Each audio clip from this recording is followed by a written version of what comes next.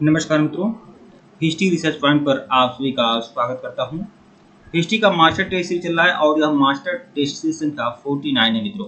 अगर इसके पहले का वीडियो अगर आप लोगों ने नहीं देखा है तो प्लेलिस्ट में जाइएगा, NCERT history master test series संख्या 49। अगर इसके पहले का वीडियो नहीं देखे हैं तो प्लेलिस्ट में जरूर जाइएगा, एनसीईआरटी हिस्ट्री मास्टर टेस्ट के नाम से प्लेलिस्ट बनी हुई है। हमारा कंप्लीट कोर्स जो है वह 1499 रुपये का कंप्लीट कोर्स है। क्लास 6 to 12 की पूरी एनसीईआरटी आपकी कंप्लीट होगी, पूरा नोट्स, पूरी टेस्ट सीरीज, चैप्टर वाइज सारी टेस्ट सीरीज, चैप्टर वाइज सारे नोट्स और उसके अलावा 2500 क्वेश्चन की मास्टर टेस्ट सीरीज भी आप लोग को उपलब्ध कराई जाएगी।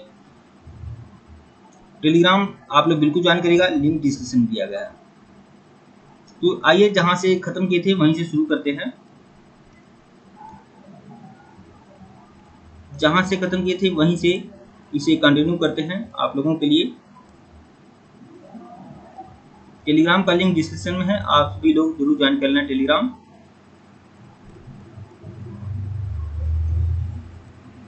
लिंक डिस्क्रिप्शन में है टेलीग्राम का।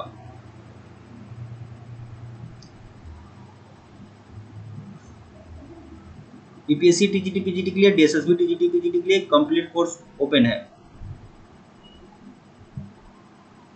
प्रश्न संख्या 11 देखेंगे।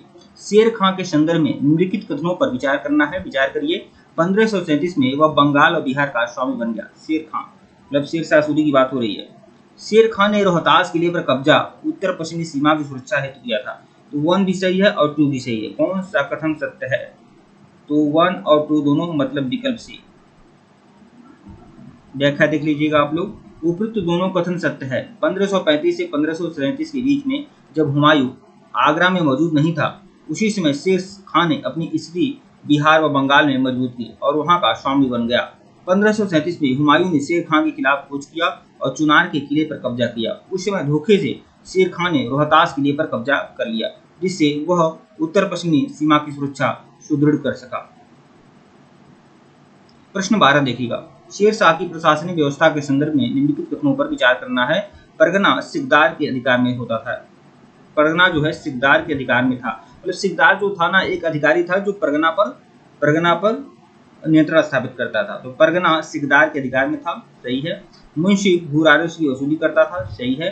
शेर शाह ने सोने, चांदी और तांबे के सिक्के चलाए थे, सही है। तो कौन सा कथन शेर शाह सूरी के बारे में सही है? 1, 2, 3 तीनों बातें सही हैं। विकल्प डी। व्याख्या देखिएगा। उपरोक्त सभी कथन सत्य है। शेर शाह ने सल्तनत में प्रचलित प्रशासनिक व्यवस्था में ज्यादा परिवर्तन न करते हुए उसी को लागू कर दिया। कई गांवों को मिलाकर परगना बनता था जो सिकदार के जिम्मे होता था। मुंशी भू राजस्व की उगाही और देखरेख करने वाला अधिकारी होता था जो फारसी व स्थानीय भाषाओं में लेखा भी करता था। शेर शाह ने मुद्रा संबंधी सुधार से व्यापार और शिल्प को बढ़ावा मिला। शेर शाह ने कुछ मुद्रा चलाई थी, कुछ सिक्के चलाए थे। सोने, चांदी और तांबे के मानक सिक्के भी शेर शाह सूरी ने चलाया था। प्रश्न 13 देखिएगा। किस राज्य के शासक ने शेर शाह को शेर खां की उपाधि दी थी? शेर खां को शेर खां की उपाधि देने वाला शासक जो थे वो बिहार का था। ठीक है, बिहार का दरिया खां लोहानी ने शेर शाह को शेर खां की उपाधि। ठीक है, सबसे पहले इसका नाम क्या था? फरीद नाम था। शेर खां का सबसे पहले नाम फरीद था। शेर खां नाम कब हुआ? शेर खां का नाम एक बार उसने शेर को घायल कर दिया, शेर को मार दिया। तो बिहार का जो सूबेदार था दरिया खां लोहानी ने शेर फरीद को शेर खां की उपाधि दिया था। और शेर शाह की उपाधि फरीद ने कब धारण की थी? जब चौसा की लड़ाई में वह हुमायूं को हरा देता है, तब उसने शेर शाह की उपाधि धारण की थी। तो शेर खां की उपाधि किसने दिया था? बिहार के शासक ने दिया था। देखिए व्याख्या देखिएगा। शेर शाह के बचपन का नाम फरीद था। उसे बिहार के शासक ने शेर खां की उपाधि उस समय दी जब उसने शेर को मारा था। प्रश्न 14 देखिएगा। शेर शाह के संदर्भ में निम्नलिखित में से कौन सा कथन गलत है? उसने अपने पिता से जौनपुर की जागीर मिली थी। उसको अपने पिता से जौनपुर की जागीर मिली थी, सही है। वह मोहम्मद बिन तुगलक के बाद उत्तर भारत में सबसे बड़ा साम्राज्य स्थापित करने वाला शासक बना, यह भी सही है। उसने कश्मीर तक साम्राज्य विस्तार किया, यह सही नहीं है। उसके द्वारा बनाई गई सड़कों व सरायों को साम्राज्य की धमनियां कहते कहा गया है। ए भी सही है, बी भी सही है और डी भी सही है, लेकिन सी जो है आपका सही नहीं है। देखिएगा, शेर शाह का साम्राज्य बंगाल से लेकर सिंधु नदी तक फैला हुआ था, परंतु कश्मीर उसमें शामिल नहीं था।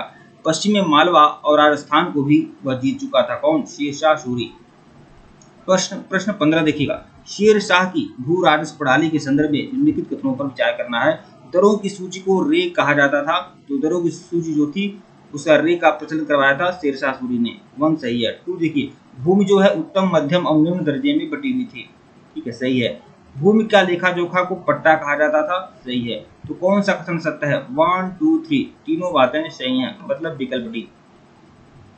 व्याख्या देखिएगा, शेरशाह ने भिन्न भिन्न प्रकार की फसलों में राज्य का हिस्सा निर्धारित करने के लिए दरों की सूची, जिसे रे कहा जाता है, का प्रचलन करवाया था। उसने भूमि को उत्तम, मध्यम और निम्न दर्जे में बांटा था। राज्य का एक तिहाई मतलब 1/3 हिस्सा क्या था?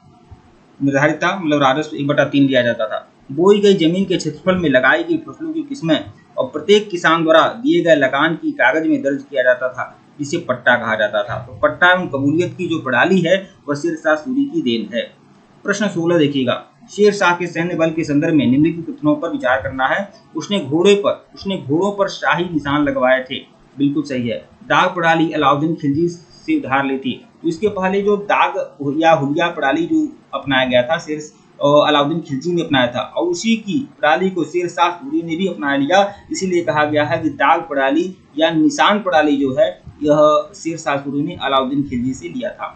तो 1 भी सही है और 2 भी सही है। सी देखिएगा, 3 सिपाहियों का व्यक्तिगत परिचय चेहरा नाम के दस्तावेज में वर्णित था। मतलब एक चेहरा नाम का दस्तावेज होता था जिसमें सिपाहियों का व्यक्तिगत परिचय होता था। तो 3 भी सही है। चौथा देखिएगा, वह शेरशाह सूरी अपना वेतन जो है नगद और भू राजस्व दोनों रूप में देता था। ये गलत है भैया। देखिए, नगद ही वेतन देता था। शेरशाह सूरी के समय में जो सैनिकों को वेतन मिलता था वो नगद मिलता था, न कि भू राजस्व में। तो कौन सा कथन सही नहीं है? तो केवल 4, ये 4 जो है आपका गलत है। केवल 4 विकल्प डी, ये आपका सही नहीं है। बाकी 1 2 3 आपका सही है। व्याख्या देखिएगा आप लोग, शेरशाह ने घोड़ों पर शाही निशान लगवाए ताकि कोई उनके बदले घटिया दर्जे की घोड़े का इस्तेमाल न करे।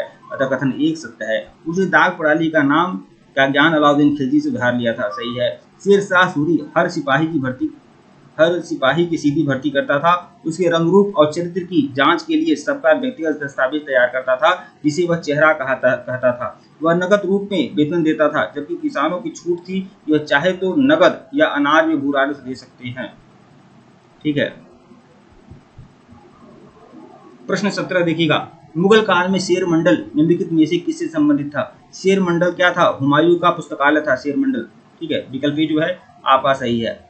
मुगल काल में हुमायूं एक ऐसा शासक था जिसने पुस्तकालय का निर्माण करवाया और उसे शेर मंडल कहता था वह। प्रश्न 18 देखिएगा, शेरशाह के संदर्भ में निम्नलिखित कथनों पर विचार करना है। मलिक मोहम्मद जायसी ने शेरशाह के काल में पद्मावत की रचना की थी। सही है। इसने हिंदुओं पर जजिया लगाया था। सही है। शेरशाह ने ग्रांड ट्रंक रोड का निर्माण करवाया था। सही है। 1 भी सही है, 2 भी सही है, 3 भी सही है। कौन सा कथन सत्य है? 1 2 3 तीनों सही है, विकल्प डी। ठीक है, उपरोक्त सभी कथन सत्य है। शेरशाह ने हिंदी के विद्वानों को शिक्षण दिया था। उसी के समय में मलिक मोहम्मद जायसी ने पद्मावत नामक ग्रंथ लिखा था। शेरशाह ने कोई नई नीति लागू न करते हुए सल्तनत की जो जजिया नीति को लागू किया, हिंदुओं से जजिया वसूला। हालांकि देखिए, शेरशाह सूरी थोड़ा तटस्थ व्यक्ति था, थोड़ा निष्पक्षता उसके अंदर थी, लेकिन तभी वह सल्तनत काल की जो जजिया प्रणाली थी उसको वह लागू किया। ठीक है। शेरशाह ने पश्चिम में सिंधु नदी से लेकर बंगाल में सोनार गांव तक पहुंचने वाली पुरानी शाही सड़क को फिर से चालू करवाया था। देखिए, यह जो ग्रांड ट्रंक रोड है, पहले इसको उत्तरापथ कहा जाता था। उत्तरापथ, तो यह उत्तरापथ सड़क थी जो बंगाल से सोनार गांव तक थी। मौर्य वंश में यह बनवाया गया था चंद्रगुप्त मौर्य के द्वारा, और उसी सड़क को उसने मरम्मत कराया, उसको और विकसित किया शेरशाह सूरी ने। और सिंधु नदी से लेकर बंगाल के सोनार गांव तक पहुंचने वाली जो सड़क थी उसने इसका निर्माण करवाया था। और शुरुआत में इसका नाम क्या था? सड़क-ए-आजम। ग्रांड ट्रंक रोड का नाम क्या था? सड़क-ए-आजम। ठीक है। बाद में अंग्रेजों के समय में इसका नाम ग्रांड ट्रंक रोड पड़ गया। ठीक है मित्रों, वीडियो को लाइक और चैनल को सब्सक्राइब करेगा, टेलीग्राम को बिल्कुल ज्वाइन करेगा, लिंक डिस्क्रिप्शन में दिया गया है। अगर इसके पहले का वीडियो नहीं देखे हैं तो प्लेलिस्ट में जाइएगा। एनसीईआरटी हिस्ट्री मास्टर टेस्ट के नाम से प्लेलिस्ट बनी हुई है, प्लेलिस्ट में जाइए और सभी वीडियो को देखिएगा। 1499 रुपये का कंप्लीट कोर्स है एनसीईआरटी हिस्ट्री का, 1 ईयर सब्सक्रिप्शन के साथ है। 8318397276 हमारा ऑफिशियल व्हाट्सएप नंबर है, ऊपर भी शो हो रहा है, आप मैसेज जरूर कर सकते हैं। धन्यवाद आप लोग को। टेलीग्राम आप सभी लोग जरूर ज्वाइन कर लीजिएगा। और यह देखिए, जितना भी मास्टर टेस्ट सीरीज है ना, इसकी व्याख्या देखिए, ये व्याख्या गजब की है और लगभग 2500 क्वेश्चन रहेगा आप लोग का पूरा, बहुत ही बढ़िया बेहतरीन और व्याख्या के साथ रहेगा, जो आपकी सफलता के लिए काफ़ी हद तक बेहतरीन रहेगा। ठीक है। और पूरा चैप्टर वाइज टेस्ट सीरीज आपका एनसीईआरटी का अलग है। यह जो आपका जो सीरीज मिल रहा है 2500, ये क्लास 6 to 12 की मास्टर टेस्ट सीरीज है। धन्यवाद आप लोग को।